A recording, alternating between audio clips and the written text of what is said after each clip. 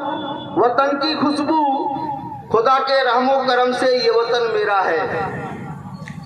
शहीदों का लहू, वतन की खुशबू, खुदा के रहमो करम से ये वतन मेरा है।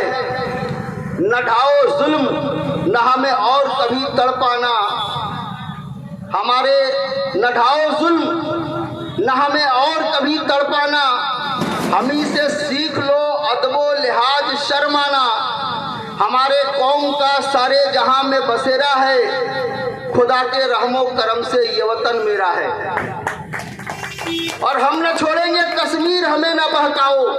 आज के जो বিজেপির লোকেরা কাশ্মীর নিয়ে বড্ড বেশি কথা বলে, তাদের উদ্দেশ্য বলছি, আপনারা শুনে রাখুন। हम न छोड़ेंगे कश्मीर, हमें न बहकाओ, हमारी एकता को देखो और जरा शर्माओ। এখানে হিন্দু মুসলমানের কোনো বিবাদ নেই। যদি কেউ করে থাকে তার নাম হচ্ছে বিজেপি, তার নাম হচ্ছে নরেন্দ্র মোদী, তার নাম হচ্ছে যোগীজি।